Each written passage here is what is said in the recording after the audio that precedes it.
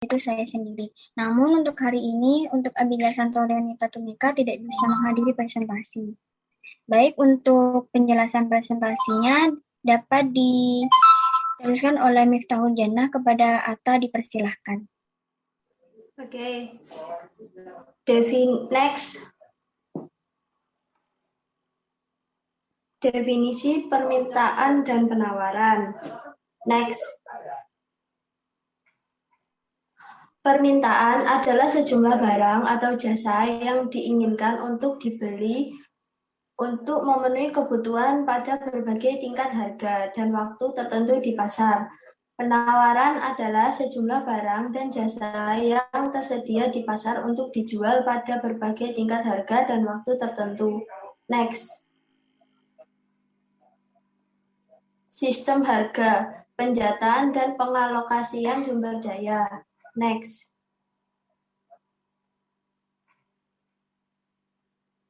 Dua fungsi penting dan terkait sistem harga. Yang pertama, sistem harga memberikan mekanisme otomatis untuk mendistribusikan barang dan jasa yang langka. Jadi, sistem harga bertindak sebagai alat penjataan harga atau price rationing untuk mengalokasikan barang dan jasa kepada konsumen ketika kuantitas yang diminta melebihi kuantitas yang ditawarkan. Yang kedua, sistem pasar menentukan baik alokasi sumber daya di antara produsen maupun bauran output akhir. Next. Batasan-batasan pasar dan mekanisme penjatahan alternatif. Next.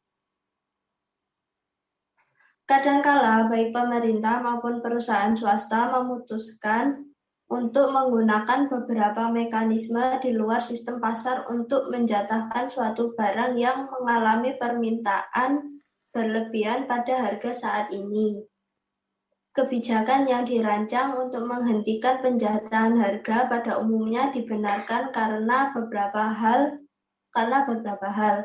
Alasan yang paling sering adalah keadilan. Tidak adil membiarkan tuan tanah menetapkan sewa tinggi. Tidak adil jika perusahaan minyak menaikkan terus harga bensin dan seterusnya. Namun kita tidak punya pilihan selain membayar. Kita perlu perumahan dan asuransi dan kita perlu bensin untuk kendaraan kita. Meskipun tidak 100% benar bahwa penjatahan harga mengalokasikan barang dan jasa secara eksklusif atas dasar pendapatan dan kekayaan. Nyatanya, pendapatan dan kekayaan memang membatasi keinginan kita. Next. Berbagai skema untuk menahan harga agar tidak meningkat menuju equilibrium didasarkan pada beberapa persepsi ketidakadilan. Di antaranya, yang pertama, eksploitasi harga itu jelek. Yang kedua, pendapatan didistribusikan dengan adil. Yang ketiga, beberapa barang merupakan kebutuhan produk. Setiap orang harus mampu membelinya pada harga yang wajar. Next. Harga dan alokasi sumber daya. Next. Perubahan harga yang disebabkan oleh pergeseran permintaan dalam pasar output menyebabkan laba meningkat atau sebaliknya. Laba menarik modal, kerugian menyebabkan disinvestasi. Upah yang lebih tinggi menarik tenaga kerja dan mendorong pekerja untuk memperoleh keahlian. Di inti sistem ini, penawaran, permintaan, dan harga di pasar output dan input menentukan alokasi sumber daya dan kombinasi akhir dari barang-barang yang diproduksi. Next. Harga dasar. Next. Harga dasar adalah harga minimum yang di bawahnya perdagangan yang tak diizinkan. Jika harga dasar ditetapkan di atas harga equilibrium, maka akan menimbulkan penawaran berlebih. Kuantitas yang ditawarkan akan lebih besar dari kuantitas yang diterima. Salah satu contoh harga dasar adalah upah minimum. yang merupakan batas bawah yang ditetapkan di bawah harga tenaga kerja. Kapanpun harga dasar ditetapkan di atas ekuilibrium, penawaran lebih akan terjadi di pasar.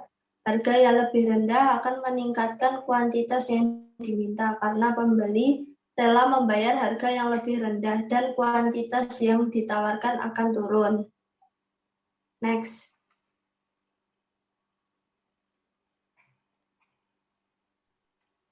Baik, untuk selanjutnya akan dijelaskan oleh saya. Di sini saya akan menjelaskan tentang kegunaan kurva permintaan dan penawaran.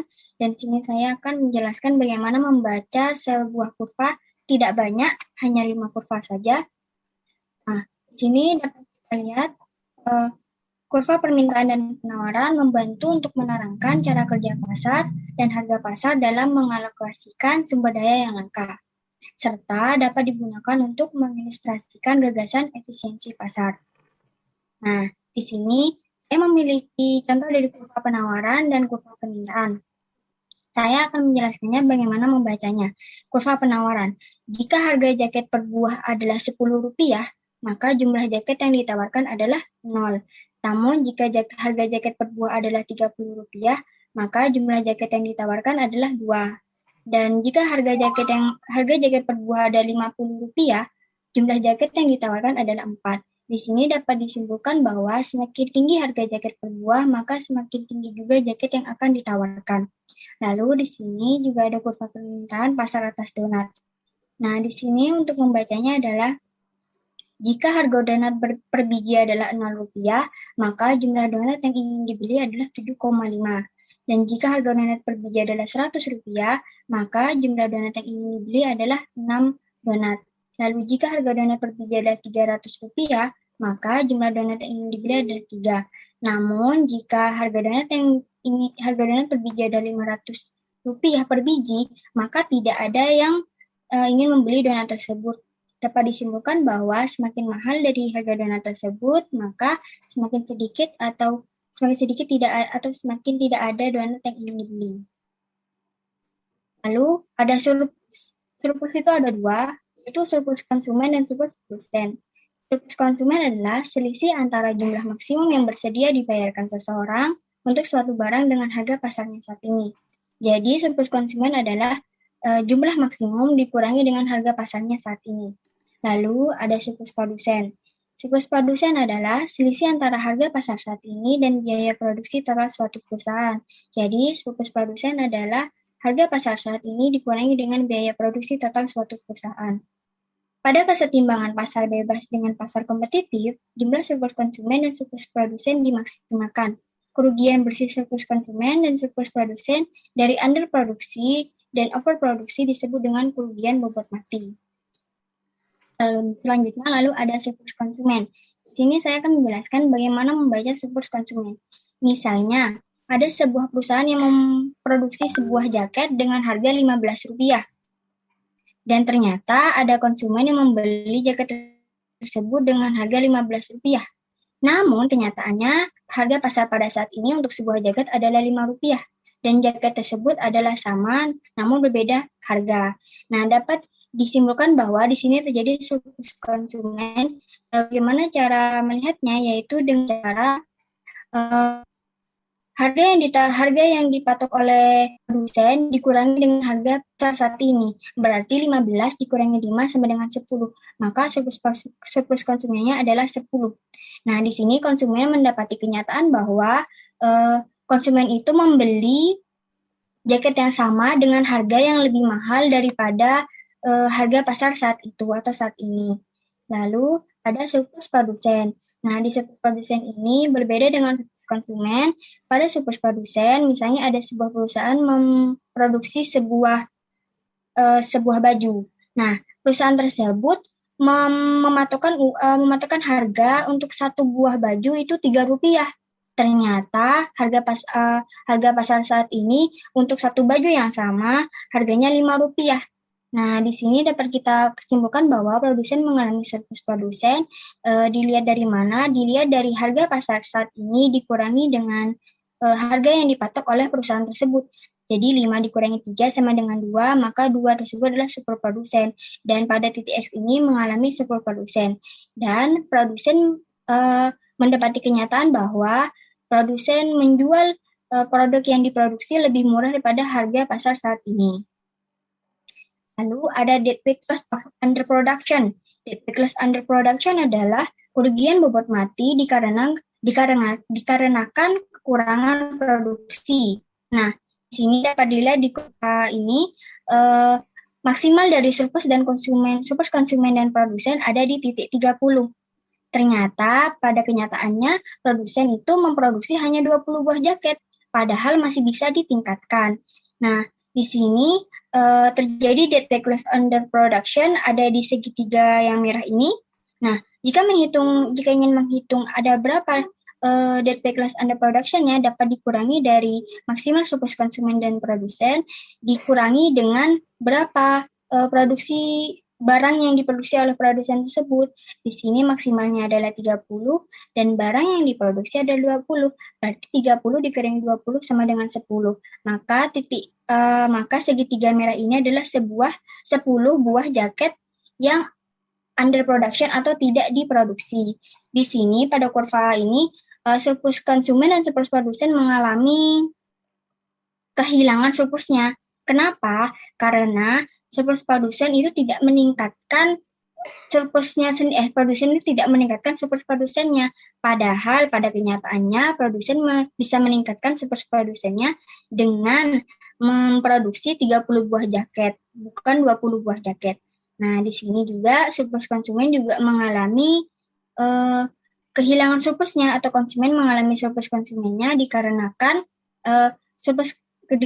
konsumen itu tidak bisa menikmati 30 buah jaket yang seharusnya bisa dinikmati, hanya bisa menikmati 20 buah jaket saja dikarenakan produsen hanya memproduksi 20 buah jaket saja. Selanjutnya ada dead weight loss overproduction. Dead weight loss overproduction adalah kerugian bobot mati dikarenakan kelebihan produksi. Nah, di sini sama dengan kurva sebelumnya, hanya saja di sini produsen mengalami overproduction atau kelebihan produksi. Di sini dapat kita lihat maksimal surplus konsumen dan produsennya adalah 30 buah jaket. Ternyata produsen memproduksi 40 buah jaket yang seharusnya yang diproduksi 30 buah jaket saja. Nah, di sini dapat dikatakan terjadi dead weight loss overproduction. Dilihat dari segitiga merah ini, bagaimana cara menghitungnya? Cara menghitungnya adalah berapa kelebihan produksi dari sebuah produsen, yaitu 40, dikurangi dengan maksimal surplus konsumen dan surplus produsennya, yaitu 30. Berarti 40 dikurangi 30 sama dengan 10. Maka dead weight loss overproduction-nya adalah 10 buah jaket. Nah, untuk di sini, surplus konsumen dan surplus produsen itu sama-sama mengalami kerugian. Kenapa? Karena produsen ini, jika suatu produsen itu mengalami dead weight loss overproduction, maka barang tersebut yang diproduksikan mengalami turun harga yang seharusnya harganya 15.000 bisa saja menjadi 10.000 rupiah. Nah, di sini juga surplus konsumen juga mengalami kerugian. Kenapa mengalami kerugian? Karena surplus konsumen ini harus menambah atau membayar lebih untuk satu buah jaket. Kenapa kok bisa membayar lebih untuk satu buah jaket? Jadi gini, misalnya kalian memiliki perusahaan yang memproduksi jaket dan ternyata dead weight loss overproduction, berarti itu kan turun harganya.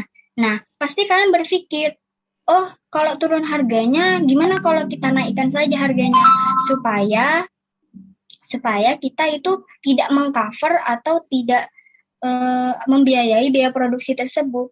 Karena dari 10 buah jaket ini, biaya produksinya pasti akan dijatuhkan atau ditanggung oleh produsen itu sendiri.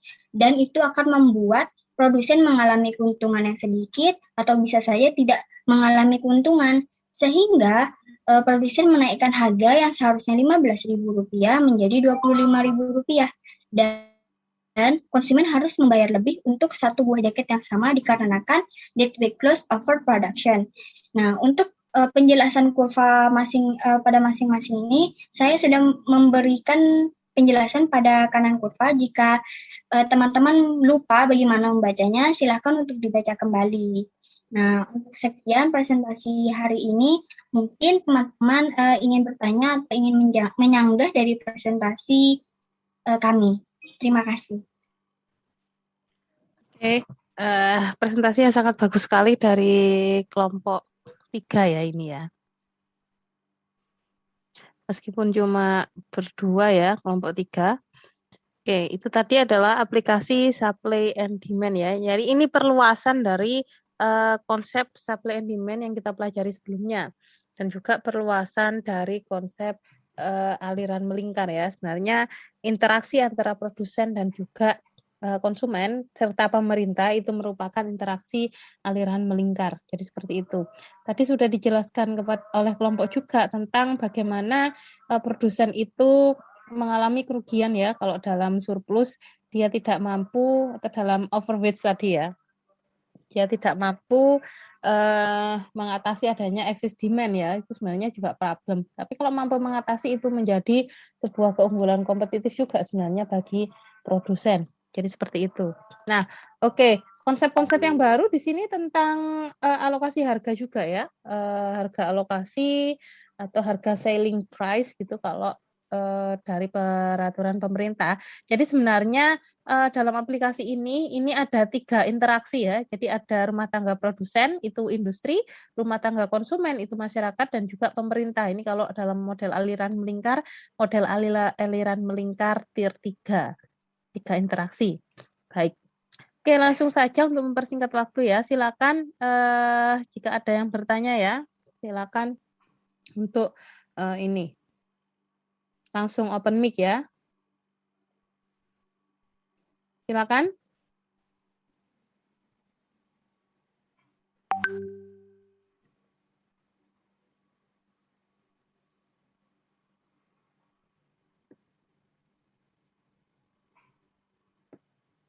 Kita nanti akan coba melihat juga bagaimana dampak-dampak bencana alam seperti itu akan mempengaruhi harga-harga serta menggeser kurva keseimbangan ya.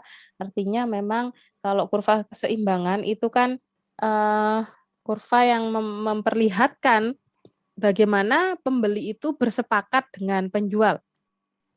Tadi sudah dijelaskan oleh kelompok dengan sangat baik sekali ya tentang kurva. Titik equilibrium itu berada di sana ya, itu artinya ada terjadi kesepakatan. Tapi kalau titik equilibrium tidak pernah bertemu, maka yang terjadi sebenarnya tidak ada kesepakatan harga antara penjual dan pembeli. Ini artinya pembeli merasa keberatan dengan harga yang ditawarkan oleh penjual, dan penjual juga merasa keberatan dengan harga yang ditawar oleh pembeli.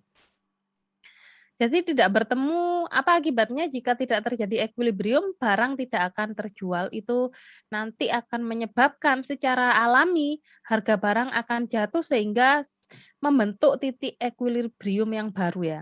Menggeser kurva penawaran dan harapannya menjadi titik equilibrium baru. Jadi itu adalah mekanisme pasar ya sebenarnya. Jika harga nggak laku, yang terjadi ya mau nggak mau harga pasti turun. Kalau harga pasti turun, maka kurva akan bergeser ya, permintaan diharapkan bisa bertemu dengan penjualan atau penawaran sehingga titik equilibrium tercipta. Jadi ini kalau di dalam penjelasan kurvanya seperti itu ya. Nah, macam-macam yang mempengaruhi ya, yang mempengaruhi macam-macam. Tadi ada alokasi harga dari pemerintah itu mempengaruhi penawaran juga. Lalu ada excess demand juga akan mempengaruhi harga juga. Kebijakan-kebijakan pembatasan sebenarnya ya, kebijakan politik atau kebijakan ekonomi tentang pembatasan barang masuk melalui kebijakan ekspor impor itu juga akan mempengaruhi harga barang ya, harga barang dalam negeri gitu ya, harga jual barang luar negeri. Nah itu juga akan mempengaruhi titik equilibrium ya. Nah, jadi masyarakat tuh lebih suka beli barang luar negeri mahal ataukah barang dalam negeri murah. Nah itu juga menentukan ya sebenarnya. Makanya barang luar negeri dalam barang pasar dalam negeri itu selalu bersaing. Karena apa? Karena tadi itu ya ada perbedaan harga yang lumayan signifikan ya dari keduanya. Jadi itu ya kalau kita bawa ke kasus real di dalam dunia nyata seperti itu. Oke, baik, silakan jika ada pertanyaan. Bisa langsung ditanyakan ya kepada kelompok.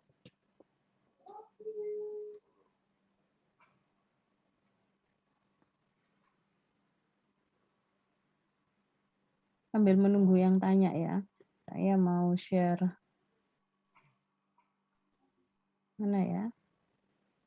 Sebentar.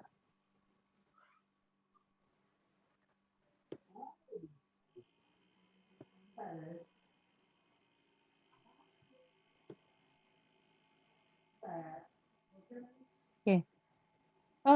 Ini menggeser kurva permintaan ya. Ini tadi tidak ada di presentasi, tapi ini adalah special case atau kasus-kasus khusus yang memang terjadi di dunia gitu ya. Nggak cuma di Indonesia, di negara-negara seperti Malaysia, India gitu. Kalau di sini ada Afrika dan Australia ya. Every year, setiap tahun, jadi Afrika Barat dan Asia Australia itu menghadapi ini ya. Jadi ada flooding. Jadi ada banjir, bencana banjir. Ini adalah bencana banjir. Dan ternyata bencana banjir itu menggeser kurva permintaan dan penawaran. Loh, kok bisa ya? Nah, ini kita lihat ceritanya. Sebelum flood, sebelum banjir, market itu berada pada posisi yang relatif in equilibrium. To be relatively in equilibrium artinya permintaan dan penawaran itu bertemu di satu titik yang disepakati gitu ya. Ada titik equilibrium. Namun ketika banjir terjadi, titik equilibrium ini hilang. Hilang karena apa yang menyebabkan titik equilibrium ini hilang? Ini banyak banget ya.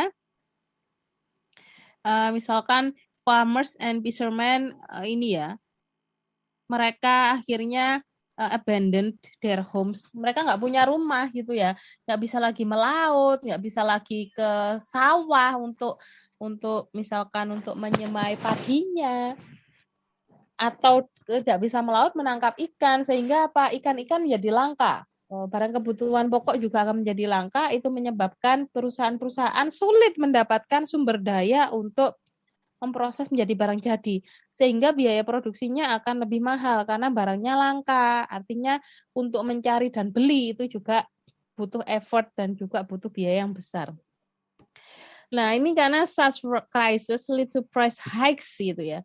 Jadi krisis-krisis seperti itu akan membawa harga itu melonjak tajam naik ya. Hikes itu melonjak naik di setiap industri yang kena efek ya, industri tadi ya, perikanan, pertanian, kebutuhan barang pokok, jadi seperti itu, semuanya akan naik harganya, karena memang barangnya menjadi langka. Extreme weather condition, jadi kondisi alam yang sangat ekstrim, itu dihasilkan karena memang ada penurunan yang signifikan dalam produksi food ya, makanan dan juga kebutuhan pokok yaitu tadi sehingga nanti harga barangnya menjadi langka, food supplies menjadi scarce, langka, and semakin turun gitu, infrastruktur semakin hancur gitu ya. This market saw large shift, jadi ada pergeseran yang sangat tajam di dalam kurva supplies, kurva penjualan. Akan membuat making the higher price point. Jadi dia itu akan harganya naik karena mereka sulit menekan biaya produksi yang tinggi di dalam krisis. Jadi ini ya, salah satu penyebab yang menggeser adanya harganya menjadi naik, permintaannya juga turun ya, karena masyarakat daya belinya nggak ada. Kalau kena banjir kan uangnya bisa jadi hilang ya, uangnya hilang, barang-barang berharganya mereka hilang, jadi itu membuat harganya menjadi naik, jadi seperti itu.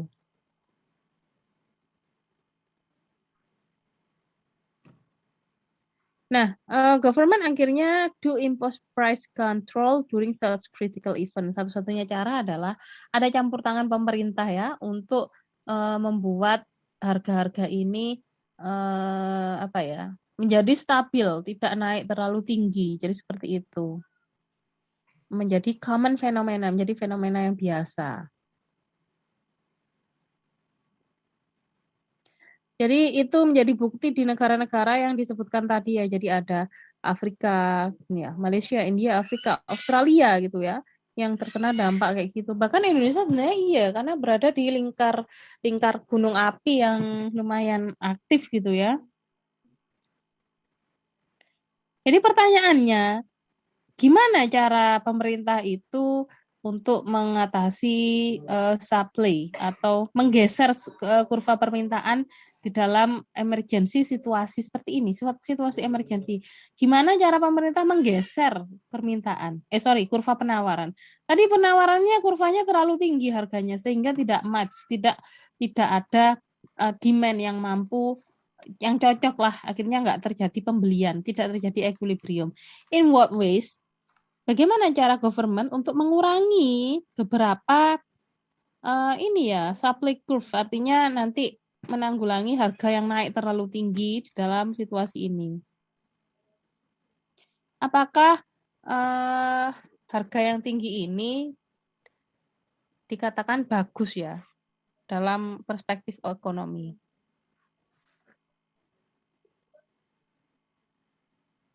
Jadi ini salah satu pertanyaan, karena nggak ada yang tanya ya, ini tanya untuk semua kelompok.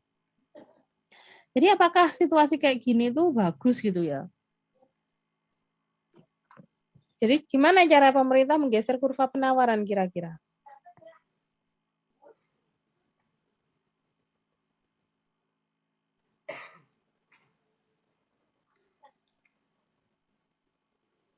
Silakan, ada yang mau menjawab kira-kira?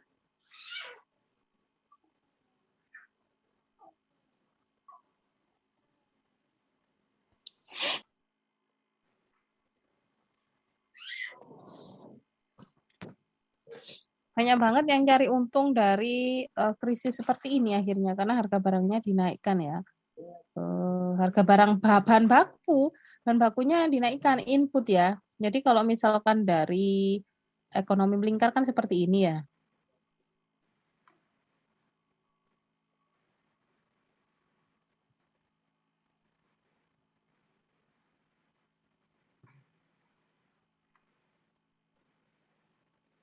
Kalau dari ekonomi melingkar kan seperti ini ya.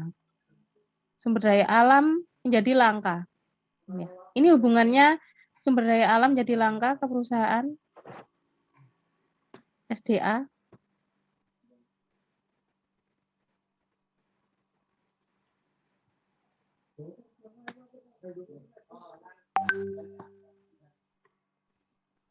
SDA ini sumber daya alam ya, sumber daya alamnya mahal harganya masuk ke perusahaan.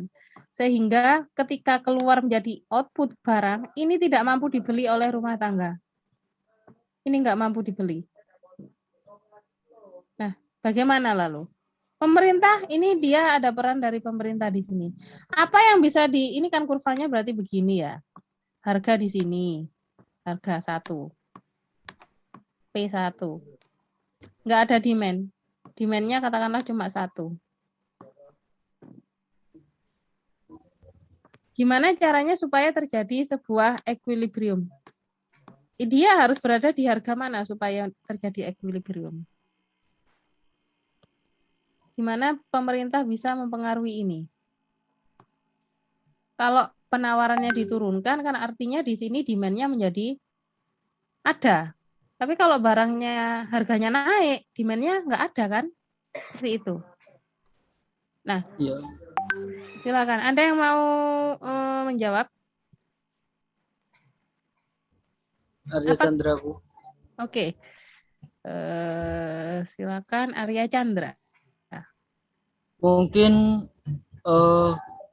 pemerintah memperbanyak ini barang substitusi, Bu, yang hampir menyamai. Maksudnya gimana ya? Kan gini, Bu. Kan gini, kan itu untuk menggeser kurva penawaran turun. Sebenarnya kan barang input itu banyak, harganya mahal kan, Bu, gara-gara akibat seperti bencana. Caranya Ya. mungkin kita mengganti barang input dengan barang substitusi gimana, Bu? Bisa nggak kira-kira? Oke. Jadi dari pendapatnya Mas Arya, bahan bakunya yang diganti ya. Oke, bahan bakunya bisa diganti dengan barang substitusi untuk mengatasi kelangkaan bahan ya, kelangkaan bahan sehingga harganya bisa turun. Ini pendapatnya bagus sekali pendapatnya ya. Perusahaan bisa menggunakan barang substitusi sebagai ini. Silakan yang lain, selain Mas Arya.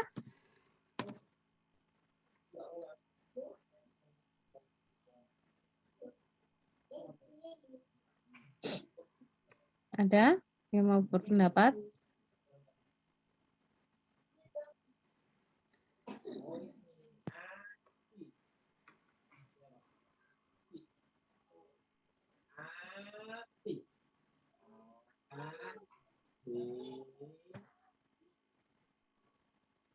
Silakan.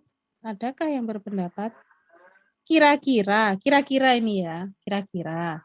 Kalau perusahaan beli dari pasar gelap gitu ya, dalam kondisi seperti ini dengan harga yang lebih murah, boleh apa enggak kira-kira? Kira-kira ini ya, ini saya berikan kira-kira aja. Silakan ada yang mau menjawab. Jadi kondisinya tadi nggak bisa turun gitu ya. Lalu kebijakan apa yang dilakukan? Nah, kalau misalkan dari perusahaan beli bahan baku dari pasar gelap, black market, kira-kira boleh nggak sih seperti itu, kondisi seperti itu?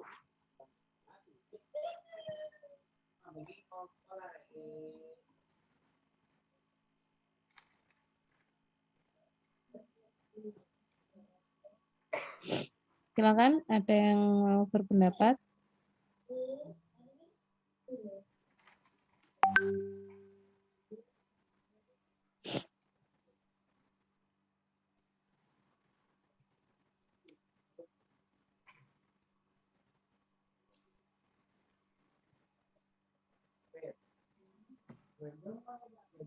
Bagaimana?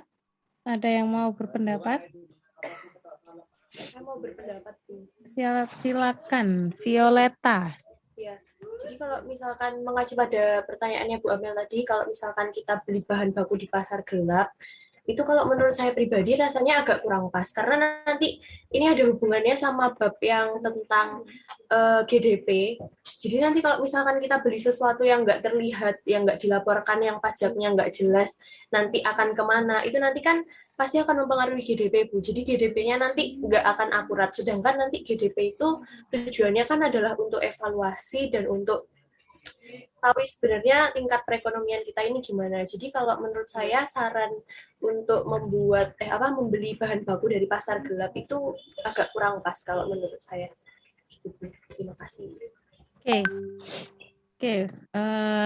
Jawaban yang bagus sekali ya. Ini disangkut pautkan dengan GDP, ya tentu saja tidak akan tercatat ya, karena memang belinya di pasar gelap. Harganya pasti akan merugikan negara, seperti itu ya. Pendapatan nasional kita juga akan anjlok dari sana. Nah, itu kalau jawabannya dari Mbak Violeta. Silakan dari yang lain kira-kira bagaimana? Kalau begitu, pemerintah seperti apa? Harus menggeser supaya menanggulangi, yang pertama masalahnya jadi berkembang ya, menanggulangi kelangkaan yang pertama. Yang kedua, menanggulangi pasar gelap tadi. Jadi bagaimana? Silakan. Karena pasar gelap juga merugikan. Selain kelompok ya, selain kelompok. Silakan.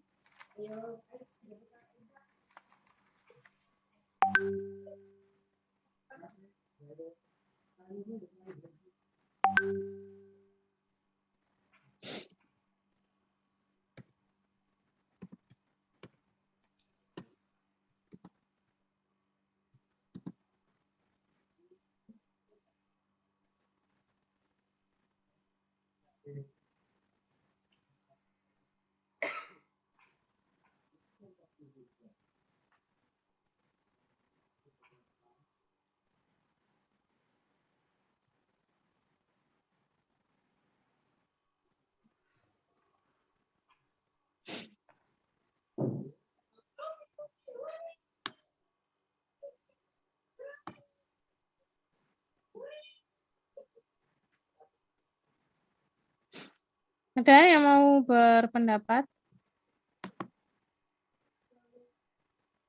Silakan.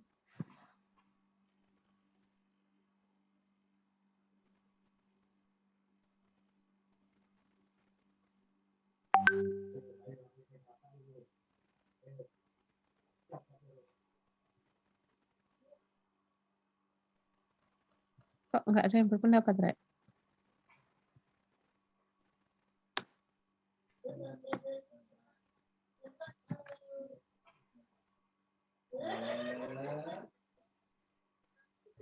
Bu, saya izin berpendapat.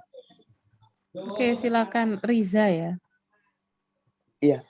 Jadi di setiap suatu negara itu biasanya itu untuk bahan baku atau bahan pokok itu ada gudang. Maksudnya ada gudang penyimpanan di pemerintah yang nggak langsung dikeluarin ke masyarakat. Jadi untuk harga dari bahan pokok sendiri itu juga jadi stabil itu ya gara-gara itu. Jadi mungkin bisa dibantu dari pemerintah dari bahan pasok yang di gudang itu tadi untuk membantu apabila terjadi bencana banjir seperti yang sudah dijelasin tadi dari ibunya. Terima kasih.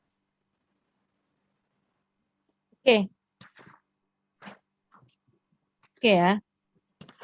Jadi memang ini salah satu jawaban yang bagus juga ya. Karena beberapa kali pemerintah melakukan impor itu meskipun jadi polemik itu juga dalam rangka untuk menstabilkan kondisi dan juga menstabilkan harga.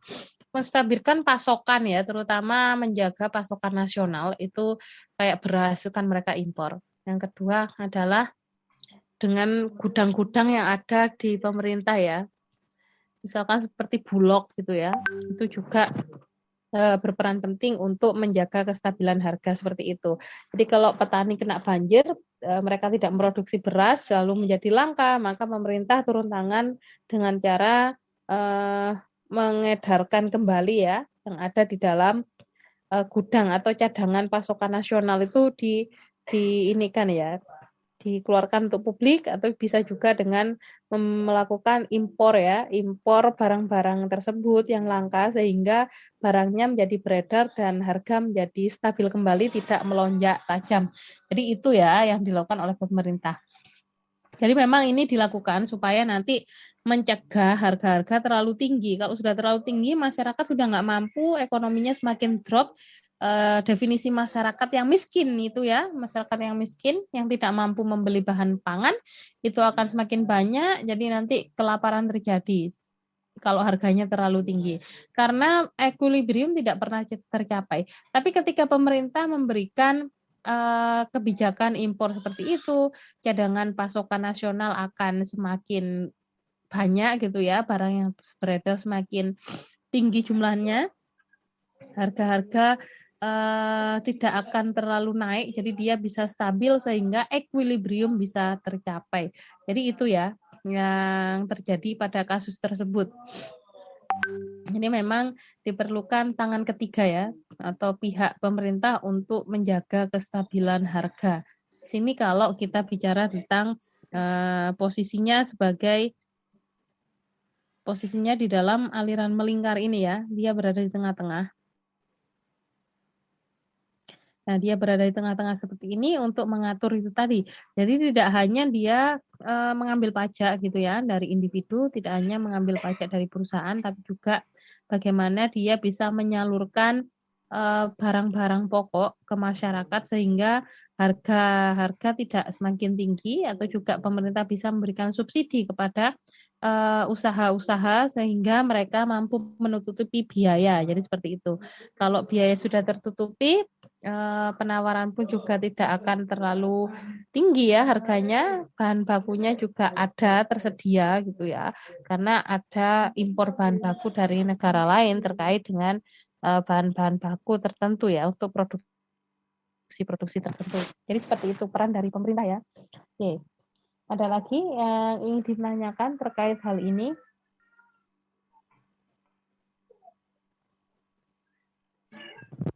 Di sini ini ada lembaga keuangan ya, tir ke 1, 2, 3, 4 ya.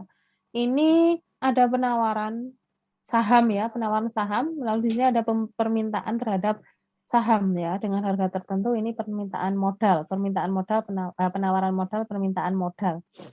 Jadi harga saham itu kan go public ya, saham-saham go public. Jadi ketika ada perusahaan yang membutuhkan modal, titik equilibrium itu juga bisa tercapai di dalam pasar saham, pasar keuangan ya. Ketika nanti, oh ya saya mau beli harga sahamnya ini sempurna, tapi nunggu turun dulu. Ketika harga sahamnya turun, terjadilah titik equilibrium di situ, terjadi banyak permintaan terhadap harga saham karena harganya sedang ada di bawah. Sehingga ketika naik itu mendapatkan laba. Itu juga terjadi di pasar modal. Selain ada suntikan dari pemerintah juga. Jadi seperti itu mekanismenya ya. Kalau dari sini pengaplikasiannya seperti ini. Oke, silakan. Apakah ada pertanyaan lagi dari sini?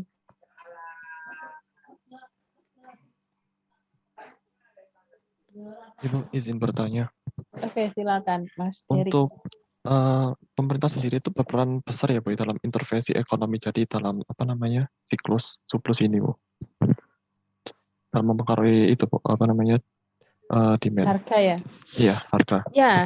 Ya, tentu saja ya. Di sini pemerintah punya peran yang besar ya. Jadi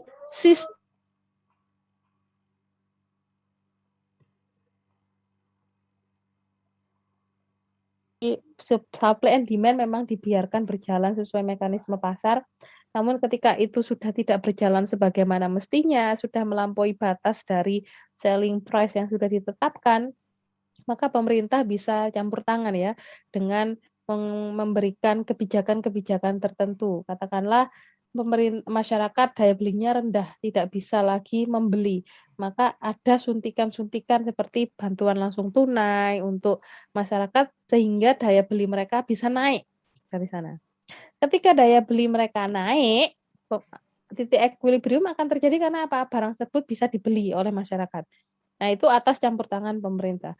Begitu juga jika harga terlalu tinggi, pemerintah kan bisa memberikan subsidi terhadap pembelian bahan baku ya. Misalnya seperti itu. Nah, itu juga akan mengurangi biaya dan juga mengurangi harga yang ditawarkan oleh perusahaan sehingga harganya tidak terlalu tinggi dan akan membuat masyarakat itu mampu membeli.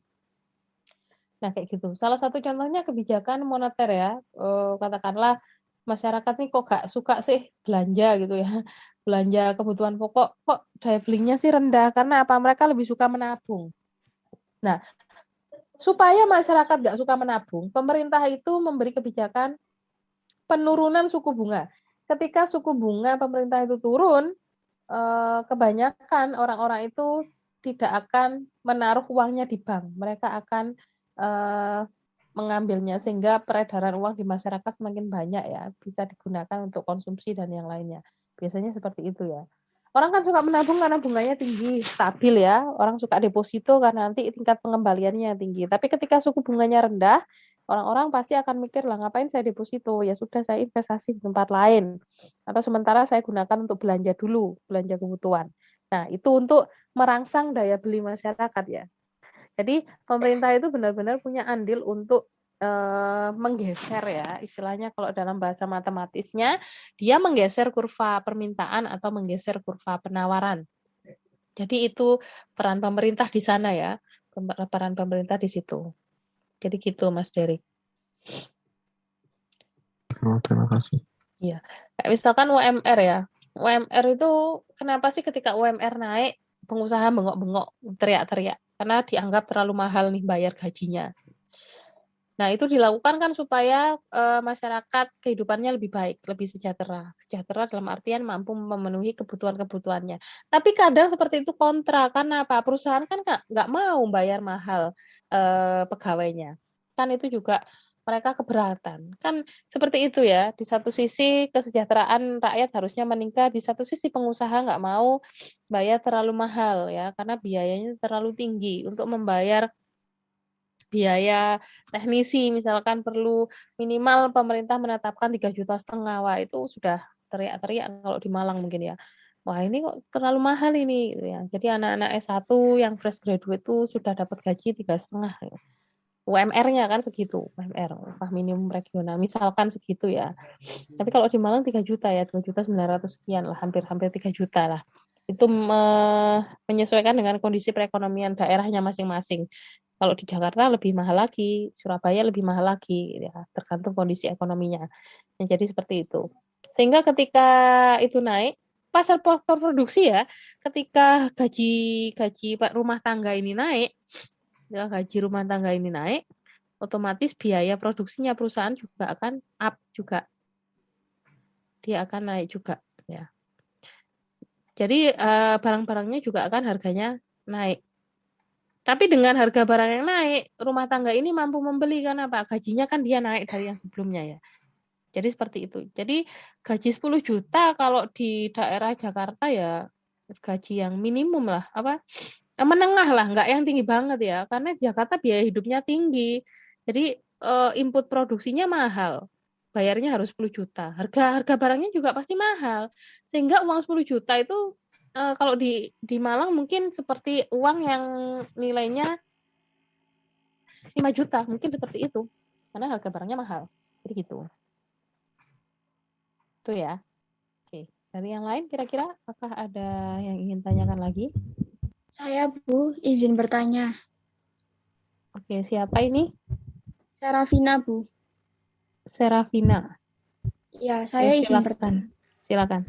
Jika penjualan suatu barang itu dikenai pajak, apa yang akan terjadi dengan surplus produsen dan surplus konsumen? Terus itu apa yang terjadi dengan kurva penawaran maupun permintaan? Dan juga saya ingin bertanya kalau dapat subsidi dari pemerintah itu, apakah berpengaruh kepada kurva penawaran dan permintaan? Kan itu kan memberikan bantuan kepada masyarakat. Jadi apakah berpengaruh pada kurva penawaran dan permintaan? Seperti itu, Bu. Terima kasih. Oke. Ada lagi yang mau bertanya?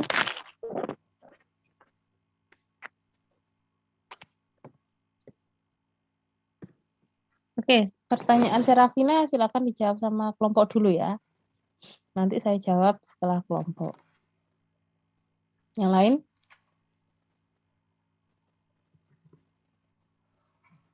Oke. Apa yang terjadi ketika ada subsidi dan juga pajak ya? Kurvanya seperti apa? Nah, itu nanti akan bergeser kah? Ataukah akan cenderung tetap? Pasti akan bergeser ya. Kelompok sudah jelas ya pertanyaan dari Serafina? Belum, Bu, bisa tolong diulang lagi, Serafina? Bisa diulangi lagi, Serafina ya. Ulangi lagi. Jadi, jika penjualan suatu barang dikenai pajak, apa yang akan terjadi dengan surplus produsen dan surplus konsumen? Dan apa yang terjadi dengan kurva penawaran maupun permintaan? Dan juga tadi aku juga bertanya tentang subsidi dari pemerintah itu, apakah berpengaruh di kurva penawaran dan permintaan, dan itu seperti apa kurvanya? Seperti itu. Apakah sudah jelas? Sudah. Ya, terima kasih.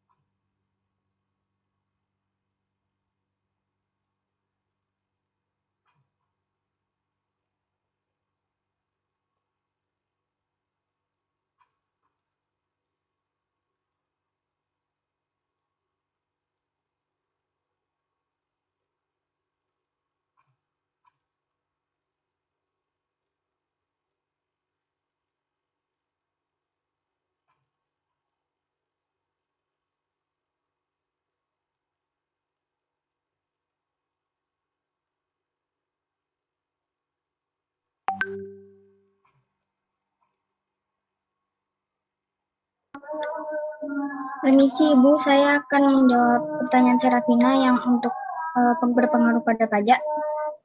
Oke. Pajak yang dikenakan atas penjualan selalu menambah harga barang yang ditawarkan, sehingga hanya mempengaruhi fungsi penawaran, sedangkan pada fungsi permintaan tidak mengalami perubahan sama sekali.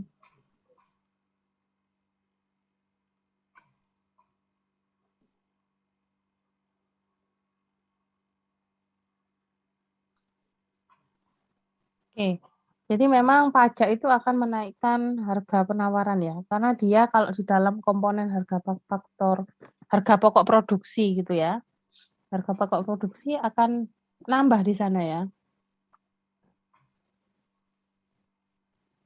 Jadi memang pengaruhnya harganya akan semakin mahal ya, harganya akan semakin mahal.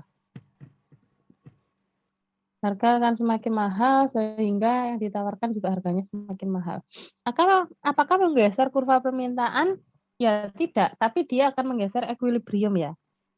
Jadi jumlah yang ditawarkan atau jumlah barang yang mau diterima oleh konsumen itu secara tidak langsung ya, tidak secara langsung menggeser permintaan, tapi dia equilibriumnya akan berubah. Jadi seperti itu. Misalkan kayak gini lah. Saya memproduksi sepeda motor. Tapi begitu beli spare part ya dari Jepang, itu kena bea cukai. Akhirnya yang akan harga yang akan diproduksi itu lebih naik. Karena apa? Karena memang pajaknya itu tinggi ya. Jadi ada beban apa istilahnya? Beban pembelian ya. Beban pembelian. Jadi seperti itu, beban pembeliannya akan semakin tinggi. Lalu saya tentang subsidi. Oke, silakan. Subsidi itu kan bantuan yang diberikan pemerintah kepada produsen terhadap produk yang dihasilkan atau yang dipasarkan, sehingga harga yang berlaku di pasar lebih rendah sesuai dengan keinginan pemerintah dan daya beli masyarakat semakin meningkat ini. Oke. Daya beli masyarakat akan meningkat jika ada subsidi. Itu memang perhitungan yang ada ya. Ketika kamu dikasih uang sama pemerintah, kamu nggak mampu beli beras. Tapi ada BLT senilai 500.000.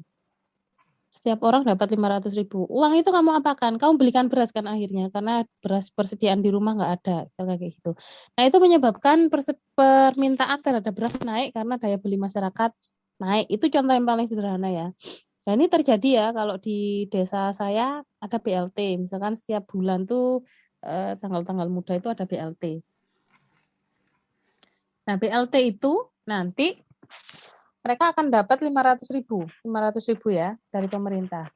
Nah, orang-orang yang biasanya kesulitan untuk membeli beras dengan uang 500.000 biasanya akan dia belikan beras, minyak, barang-barang kebutuhan pokok. Itu menyebabkan permintaan beras menjadi naik. Karena apa? Karena ada stimulus dari pemerintah untuk memberikan bantuan.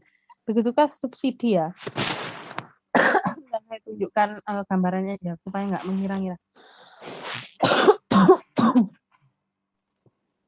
Nah, ada gambaran.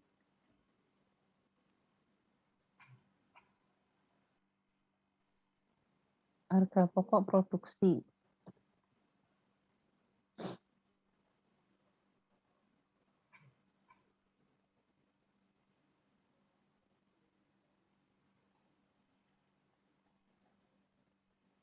Nah, bentar.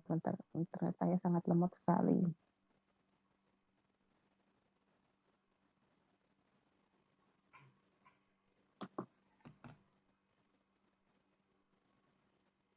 Ini ya, saya share. Ini nanti Anda dapat di kelas 3 atau kelas 2 ya. Tentunya kelas 3 ini.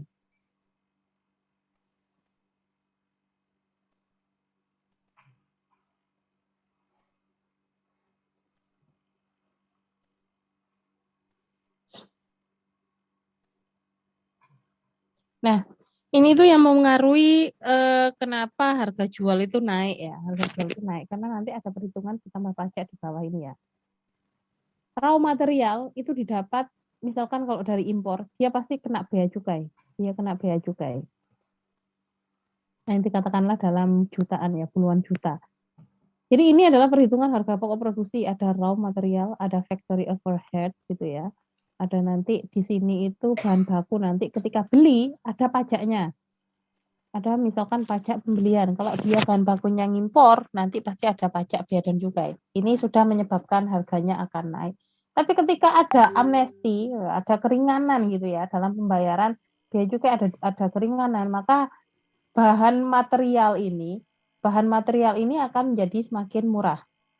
Kalau bahan materialnya murah, kalau pemerintah memberikan subsidi di dalam pembelian material, maka bahan materialnya ini lebih murah sehingga nanti ketika dia masuk work in process ini ya, ini persediaan barang dalam proses PDB, persediaan barang dalam proses itu juga akan biayanya lebih murah ya.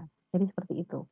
Karena ketika barang itu mau dijual, ini harga penentunya itu ini, Rek. Jadi ada barang raw material, lalu ada overhead pabrik gitu ya. Overhead itu apa aja, Rek, overhead? Overhead itu biaya mesin, jam. Apakah dihitung per jam biayanya ataukah dihitung langsung per hari? Ada itu biaya produksi ya. Lalu persediaan barang dagang awal, barang dagang dalam proses ya.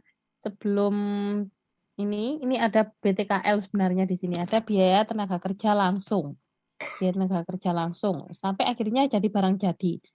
Ini semuanya itu ada penentu biayanya ya. Jadi ketika misalkan UMR, jadi ada BTKL ya, BTKL. Di sini ada BTKL. Biaya tenaga kerja langsung. Kalau UMR-nya naik ya, UMR naik, maka di sini dalam proses ini work in process itu juga akan naik. Jadi seperti itu. Kalau misalkan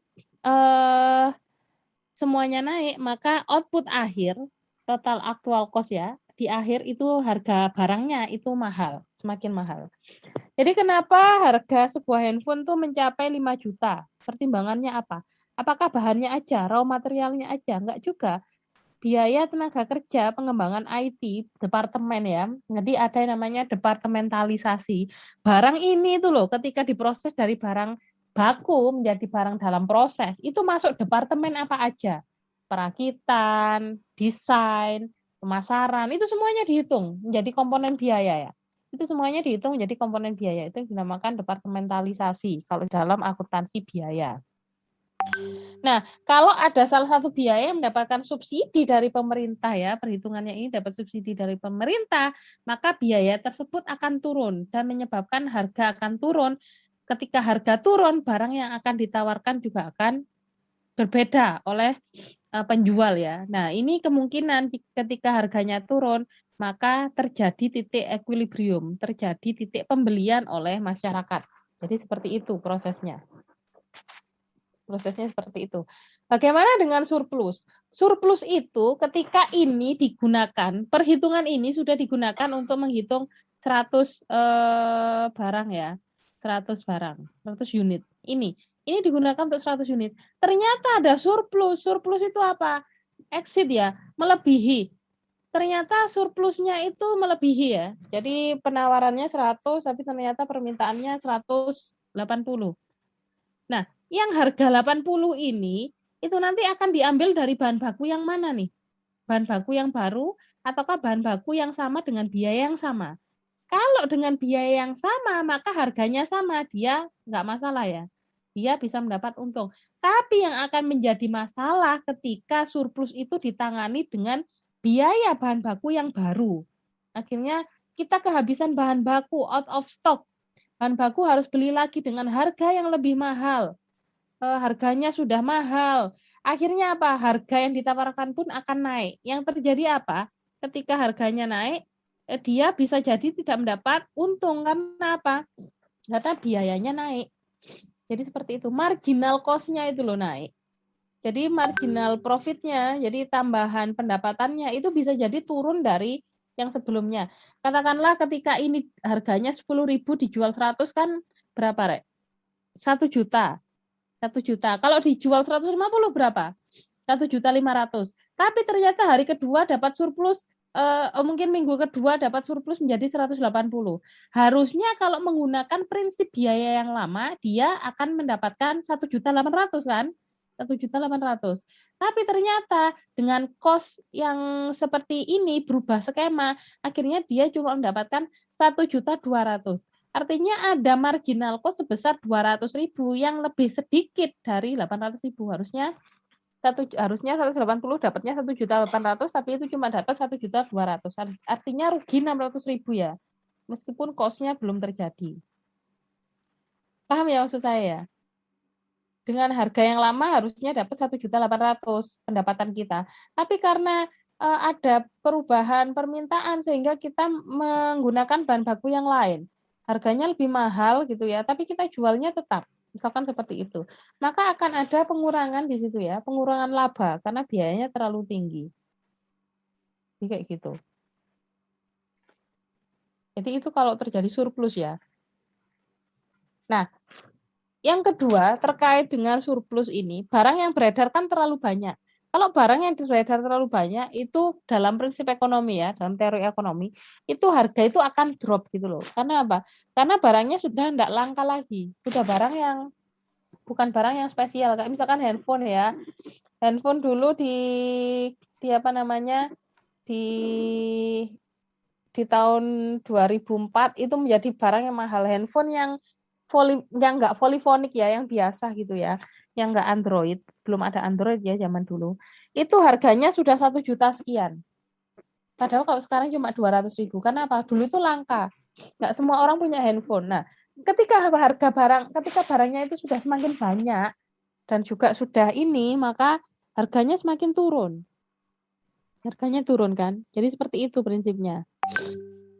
Jadi surplus itu bisa menyebabkan harga barang tersebut bisa akan turun nanti. Jadi kayak gitu. Oke, apakah ada pertanyaan lagi dari sini? Sudah 5:30 ya. Mungkin satu pertanyaan terakhir. Ada? Atau satu komentar?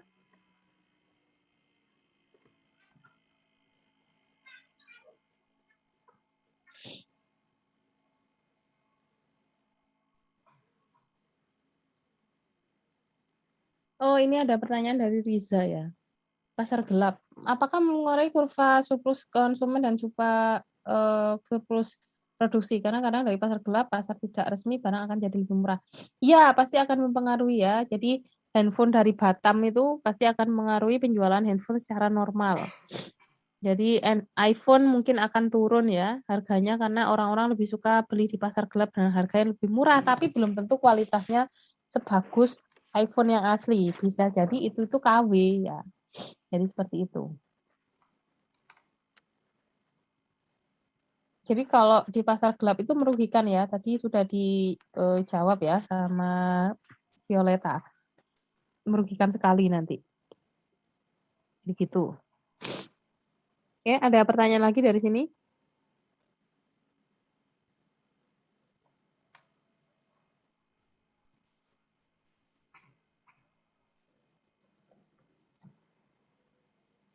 Apakah ada pertanyaan lagi?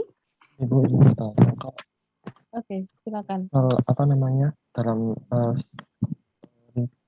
itu ekonomi meningkat itu tadi, kalau misalkan dalam pasar bebas yang mutlak itu seperti apa ya? Maksudnya kan tidak ada peran pemerintah dalam hal itu, kasus itu gitu. Itu gimana? Iya. Kalau tidak ada peran pemerintah ya harga tidak akan terbatasi ya, harga akan naik terus. Jadi seperti teori evolusi Darwin ya, yang kuat yang akan menang, yang punya uang banyak yang akan mampu membeli. Jadi itu Darwinisme sosial namanya ya, kalau dalam ekonomi pasar bebas namanya Darwinisme sosial karena tidak ada kontrol terhadap harga akan terus bergulung ya, seperti snowball, akan menggulung semakin besar dan yang mampu beli hanya orang-orang yang memiliki kekayaan aja. Jadi itu pasar bebas murni itu seperti itu. Benar-benar tidak ada campur tangan siapapun. Seperti saham forex itu juga ya, Bu? Kenapa? Forex. Yeah. Forex itu malah ada campur tangan pemerintahnya ya.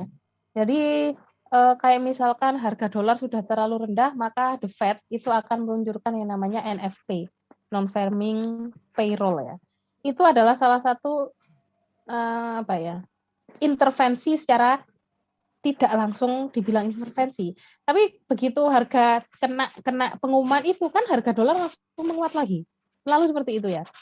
Kalau ada pengumuman harga sudah terlalu rendah, begitu The Fed mengeluarkan pengumuman, harga dolar akan stabil. Begitu juga kalau harga dolar terlalu tinggi, ada pengumuman, dia akan langsung jatuh. Jadi selalu ada polanya kalau dalam pasar forex, Mas. Jadi pasar forex itu tidak bisa kita mengandalkan hanya analisis teknikal, nggak bisa. Karena ada institusi besar yang bermain, yang berhak mengendalikan harga kemana jalannya. Kita kan cuma mengikuti aja. Para trader yang sifatnya retail kecil, kalau nggak mengikuti arusnya institusi besar ya kita kalah kan kayak gitu. Jadi begitu ada pengumuman, itu kan sudah antisipasi mau turun atau mau naik, mau menguat atau mau melemah, itu kan sudah dibuat memang. Jadi ketika harga sudah terlalu lemah, maka pasti akan ada pergerakan yang sangat signifikan, blek naik gitu ya, spike naik. Itu menunjukkan institusi tersebut itu istilahnya kayak memberikan intervensi supaya harganya itu menguat lagi, dan The Fed juga mengeluarkan pengumuman. Jadi itu pola kalau di dalam pasar forex seperti itu. Jadi forex itu malah bukan pasar bebas, malah institusi-institusi besar yang memiliki kuasa ya. Sedangkan ikan-ikan kecil seperti kita, masyarakat yang main forex, kita hanya akan terbawa arus. Jadi seperti itu. Oke. Sudah azan, ini ada lagi yang mau bertanya? Baik, jika tidak ada pertanyaan, kita lanjutkan minggu depan ya. Jadi kuisnya di hari apa Rek, kita hari pertemuan pertama? Selasa ya? Selasa atau Rabu ya? Kita kuis. Ya, apa hari Selasa ya? Rabu. Berarti Rabu kita kuisnya itu lisan seperti ini, satu orang satu pertanyaan, maksimal berpikir 5 detik ya. Kalau misalkan jawabnya terlalu lama ya sudah saya pas gitu aja, saya pas untuk pertanyaan, saya lewati untuk yang lain dulu gitu ya. Jadi nanti seperti itu. Jadi nggak lama, kuis paling cuma 30 menit ya, karena satu orang satu pertanyaan. Babnya sampai mana, Bu? Babnya sampai supply and demand. Yang penerapan ikut apa enggak? Iya, yang penerapan ikut. Ya. Oke, jika tidak ada lagi yang bertanya, silakan ditutup oleh kelompok.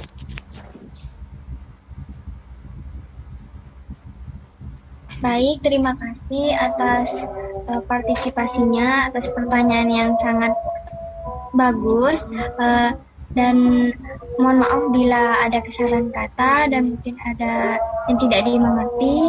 Wassalamualaikum warahmatullahi wabarakatuh. Waalaikumsalam warahmatullahi wabarakatuh. Waalaikumsalam warahmatullahi wabarakatuh. Waalaikumsalam warahmatullahi wabarakatuh. Assalamualaikum warahmatullahi wabarakatuh.